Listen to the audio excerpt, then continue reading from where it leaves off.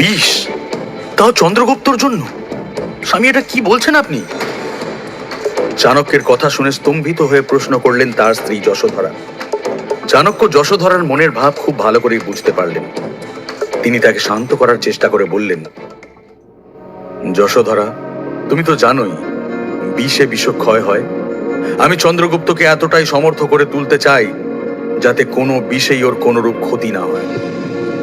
যশোধরাকে চুপ থাকতে দেখে চাণক্য বললেন, চন্দ্রগুপ্ত ভবিষ্যতে সম্রাট হবে, আর ভাবি মগধ সম্রাটের শত্রু তাকে বিষ দিয়ে হত্যা করার চেষ্টা করতে পারে। তখন আমার এই বিষই ওর মিত্র হবে। শত্রুর বিষ চন্দ্রগুপ্তের শরীরে কোনো প্রকার ক্রিয়া করতে পারবে না। সেই জন্যই আমি আজকে থেকেই ওর খাবারে অল্প অল্প করে বিষ মেশানো শুরু করব। চাণক্যের কথা শুনে যশোধরা এবার দুশ্চিন্তামুক্ত হয়ে হেসে বলল, আপনার লীলা ভগবান ছাড়া আর কেউ জানে না। যশোধরার কথা শুনে চাণক্য স্মিত হাসলেন আর বলে উঠলেন, ভগবান আমার কর্মের বিষয়ে জানুক আর নাই বা জানুক, আমি কিন্তু ভগবানের একটা লীলার বিষয়ে খুব ভালো করেই জানি, আর সেটা হলো তোমাকে জীবন সঙ্গী হিসেবে পাওয়া। তুমিই আমার শক্তি। আমি জীবনে যেটুকুই করতে পেরেছি তার সবটাই তোমার সহযোগিতায়। তুমিই আমার প্রেরণাদাত্রী। চাণক্যের কথাগুলো যশোধরার মন ছুঁয়ে গেল। সে লজ্জিত মুখে বলল, এবারে ভোজন করি আমরা, বেচারা চন্দ্রগুপ্ত অভুক্ত রয়েছে। চাণক্য চন্দ্রগুপ্তর ভোজনের মধ্যে অল্প মাত্রায় বিষ মিশিয়ে দিলেন। কিছুক্ষণের মধ্যেই বিষক্রিয়া শুরু হলো। চন্দ্রগুপ্ত নেশাতুর লাগতে শুরু করতেই সে গভীর নিদ্রায় নিমজ্জিত হলো। ছোট্ট চন্দ্রগুপ্তকে এইভাবে নিদ্রিত দেখে যশোধরার মন মমতায় পরিপূর্ণ হয়ে উঠল। সে এক মনে চন্দ্রগুপ্তর নিষ্পাপ ঘুমন্ত মুখশ্রী দেখছিল। ঠিক তখনই চাণক্য তাকে ডাকলেন, কাল সকালেই আমাদের তক্ষশিলার উদ্দেশ্যে রওনা দিতে হবে। যত তাড়াতাড়ি সম্ভব আমায় চন্দ্রগুপ্তর সম্রাট হওয়ার প্রক্রিয়া শুরু করতে হবে, আর তার জন্য প্রয়োজন ওর সুচারু শিক্ষার ব্যবস্থা করা। যশোধরা এক মনে কথাগুলো শুনছে দেখে চাণক্য আবার বললেন, কিন্তু যাওয়ার আগে আমাকে একবার শম্ভু কাকার সাথে দেখা করতে হবে। রাজা ধননন্দকে পরাস্ত করতে হলে ওনার সহায়তা আমার একান্ত প্রয়োজন। একসাথে এতগুলো কথা বলে চাণক্য থামলেন। শম্ভু কাকার নাম শুনে যশোধরার মুখ তখন যেন ভয়ে বিবর্ণ হয়ে গিয়েছে। আপনি কেন নিজের প্রাণের ঝুঁকি নিয়ে ওনার সাথে দেখা করতে চাইছেন?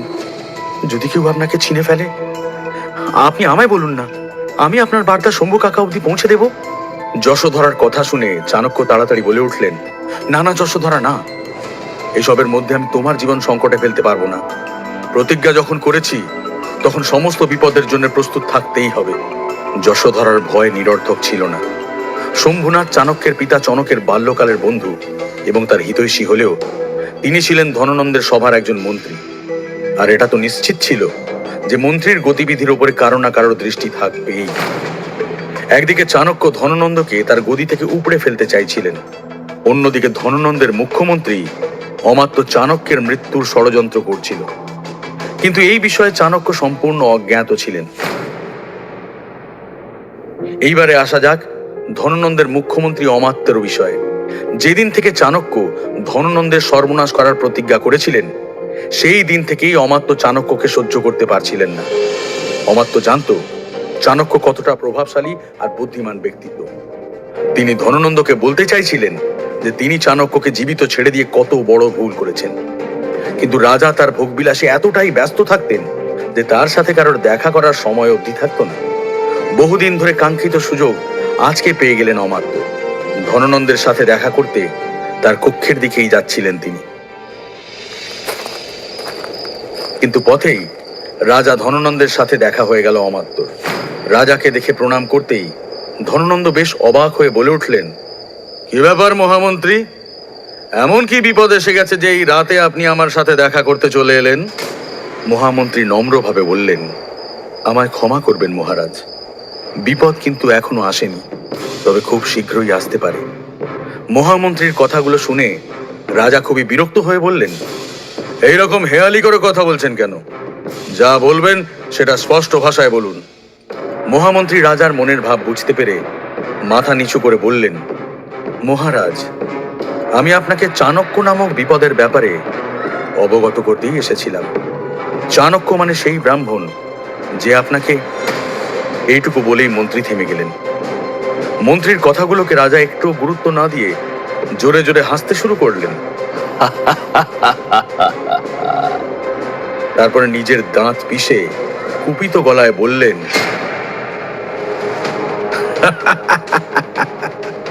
ওই দরিদ্র ব্রাহ্মণ, তুমি কি এখানে ওই ব্রাহ্মণের বিষয়ে কথা বলতে এসেছো? ধননন্দের ক্রোধ আর বিরক্তি দেখে মন্ত্রী থমকে গেলেও পরক্ষণেই বিনম্রতার সাথে বললেন, মহারাজ, ও দরিদ্র হতে পারে, কিন্তু ও খুবই চতুর এবং বুদ্ধিমান। ক্ষমা করবেন, কিন্তু আমার মনে হয় আপনি ওকে দেশ থেকে নির্বাসনের শাস্তি দিয়ে খুবই ভুল করেছেন। আপনার ওকে মৃত্যুদণ্ড দেওয়া উচিত ছিল। মন্ত্রীর কথা শুনে রাজা একটু শান্ত হলেন। তিনি স্বাভাবিকভাবেই বললেন, মহামন্ত্রী, ধননন্দ জানে কে বুদ্ধিমান আর কে মূর্খ। ওই ব্রাহ্মণ মহামূর্খ। ও আবার কার বিপদ ঘটাবে? ধননন্দের গলায় তাচ্ছিল্যের সুর। রাজা তৎক্ষণাৎ তার কক্ষের দিকে চলে গেলেন। অমাত্য কিন্তু তখনও সেইখানেই দাঁড়িয়ে রইলেন। তিনি চাণক্যর সত্যতা রাজাকে বুঝিয়ে উঠতে না পারলেও নিজে ভালো করেই জানতেন চাণক্য কতটা দৃঢ় সংকল্পের ব্যক্তি। একবার কিছু প্রতিজ্ঞা করলে যে কোনো মূল্যেই তিনি সেটা বাস্তবায়িত করার চেষ্টা করেন। অমাত্য সেখানে দাঁড়িয়েই একটা দীর্ঘশ্বাস ফেললেন। তারপর মনে মনে বললেন, মহারাজ, আপনার ধারণা না থাকলেও আমি জানি ওই চাণক্য কি কি করতে পারে। ওই কাঁটাকে রাস্তা থেকে সরানোর কাজ এখন আমাকেই করতে হবে। এই বলেই তিনি একজন গুপ্তচরকে ডেকে পাঠালেন আর তাকে মৃদুস্বরে কিছু একটা বলে তাড়াতাড়ি রাজপ্রাসাদের বাইরে পাঠিয়ে দিলেন। রাত তখন প্রায় শেষ প্রহর। সূর্যের আলো ফুটতে তখনও দেরি রয়েছে। কালো চাপ চাপ অন্ধকার তখনও সারা আকাশকে চাদরের মতো ঢেকে রেখেছে। চাণক্য নিজের মুখ কম্বল দিয়ে ঢেকে শম্ভুনাথের সাথে দেখা করার জন্য বেরিয়ে গেলেন। এই শেষ রাতই তার সাথে দেখা করার উপযুক্ত সময় ছিল, কারণ মন্ত্রী শম্ভুনাথ মহাদেবের একজন বড় ভক্ত। তিনি নিত্য সূর্যোদয়ের আগেই নগরের শেষ প্রান্তে অবস্থিত দেবাদিদেব মহাদেবের মন্দিরে গিয়ে পুজো করতে যেতেন। চাণক্য সারা শরীর কম্বল দিয়ে ঢেকে নগরের প্রান্তের সেই শিব মন্দিরের কাছে গিয়ে উপস্থিত হলেন। মন্দিরের কিছু দূরেই চাণক্য সতর্ক দৃষ্টিতে চারিদিক নিরীক্ষণ করছিলেন। মন্দিরের ঘণ্টার ধ্বনি শুনে চাণক্য উপলব্ধি করলেন যে শম্ভুনাথ পুজো করতে এসে গেছে। কিন্তু তিনি এটা জানতেন না যে শম্ভুনাথ একা এসেছেন নাকি তার সাথে আরো কেউ রয়েছে। তাই এই বিষয়ে না জেনে তিনি শম্ভুনাথের কাছে যেতে পারছিলেন না। মন্দিরের চারিদিকে কাউকেই দেখতে পেলেন না চাণক্য। কিছুটা নিশ্চিন্ত হয়ে মন্দিরের দিকে অগ্রসর হতেই একটা শব্দ শুনতে পেয়ে থমকে দাঁড়ালেন। শব্দের উৎসের দিকে দৃষ্টি যেতেই চিন্তিত চাণক্যের কপালে ফুটে উঠল এক রাস বলিরেখা। তিনি দেখতে পেলেন গাছের আড়ালে ঘাপটি মেরে দাঁড়িয়ে রয়েছে একজন, তার দৃষ্টি নিবদ্ধ মন্দিরের দিকেই। চাণক্য বুঝে গেলেন শম্ভুনাথ একা নয়, তার উপর নজর রাখার জন্য গুপ্তচর নিয়োগ করা হয়েছে। এবার চাণক্য নিজের বুদ্ধিতে শান দিতে শুরু করলেন যাতে তিনি শম্ভুনাথের সাথে দেখা করতে পারেন। এদিকে শম্ভুনাথের পুজো প্রায় শেষের দিকে। চাণক্য শম্ভুনাথের সাথে দেখা করার উপায় ভাবতে শুরু করলেন। ভোরের হাওয়াতে চাণক্যের টিকির চুল উড়ছিল, সেটাকে সামলে নিলেন চাণক্য। তারপরে কম্বল দিয়ে ভালো করে মুখটাকে ঢেকে নিলেন। এরপর চাণক্য যা করলেন সেটা কোনো সাধারণ মানুষের পক্ষে করা তো দূর, ভাবাও সম্ভব ছিল না। চাণক্যের চাতুর্য এই কারণেই বিশ্ববন্দিত। কম্বল দিয়ে মুখটা ঢেকে চাণক্য গিয়ে দাঁড়ালেন গাছের আড়ালে লুকিয়ে থাকা গুপ্তচরের পিছনে। গুপ্তচর আচমকাই পেছনে আরেকজন কম্বলে ঢাকা ব্যক্তিকে দেখে চমকে উঠলেন। তারপরে কোমর থেকে একটা ছুরি বের করে কর্কশ গলায় বললেন, কে তুমি? এক্ষুনি পরিচয় দাও নিজের। চাণক্য নির্ভীকভাবে গুপ্তচরের চোখে চোখ রেখে সহজভাবেই বললেন, এই যে মূর্খ, গুপ্তচর হওয়ার শিক্ষা কোথা থেকে নিয়েছো বলো তো? তুমি কি এতটুকুও জানো না যে একজন গুপ্তচরের প্রধান অস্ত্রই হলো তার গোপনীয়তা? চাণক্যের কথা শুনে গুপ্তচর দ্বিধায় পড়ে গেল। কে এই ব্যক্তি? ছুরি দেখেও নির্ভয় তাকিয়ে আছে। নিজের মনের অবস্থা বুঝতে না দিয়ে সে বলল, তোমার মতো শত শত ঠক জচ্চরকে আমি রোজ শায়েস্তা করি। শেষবারের মতো বলছি, কিন্তু নামাও মুখের কম্বল। গুপ্তচর তার ছুরির ফলা চাণক্যের দিকে বাড়াতেই চাণক্য গম্ভীর কণ্ঠে বলল, মূর্খ, নিজের থেকে বরিষ্ঠ গুপ্তচরকে ছুরি দেখাচ্ছিস? তোকে পাঠানো হয়েছিল মন্ত্রী শম্ভুনাথের উপরে নজর রাখার জন্য। যদি সে ওই দরিদ্র ব্রাহ্মণের সাথে দেখা করার চেষ্টা করে, সেই তথ্য তৎক্ষণাৎ পৌঁছে দেওয়ার জন্য। এইভাবে তুই তোর কাজ করছিস? এই তোর নিষ্ঠা? এই তোর কর্তব্য পরায়ণতা? চাণক্যের আত্মবিশ্বাস ওই গুপ্তচরকে তার সামনে প্রভাব বিস্তার করতে দিচ্ছিল না। তার হাতের ছুরিটা কাঁপতে দেখে চাণক্য আরো দৃঢ়তার সাথে বলল, মুখটা তো ঢেকে রাখিসনি, আবার কানেও কি তুলো গুঁজে রেখেছিস? মন্দিরের পশ্চিম দিক থেকে যে শব্দ আসছে সেটাও নিশ্চয়ই কানে যায়নি।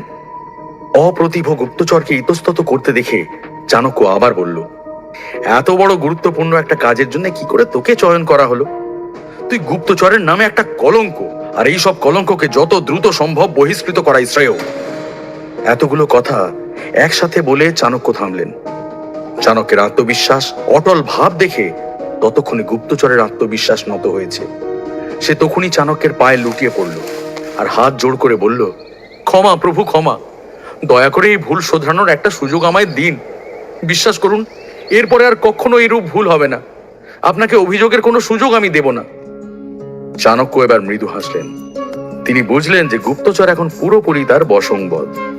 তবুও তিনি গম্ভীরভাবেই বললেন, শেষ সুযোগ দিচ্ছি তোমাকে। এক্ষুনি ছুটে গিয়ে মন্দিরের পশ্চিম দিকটা দেখে এসো। যতক্ষণ ওই শব্দের উৎস পাচ্ছ ফিরবে না, ততক্ষণ আমি শম্ভুনাথের উপরে নজর রাখছি। আর হ্যাঁ, মনে রেখো, একটা লোকও যেন পালাতে না পারে। চাণক্যের কথা শুনে ওই গুপ্তচর যেন স্বস্তির নিঃশ্বাস ফেলল।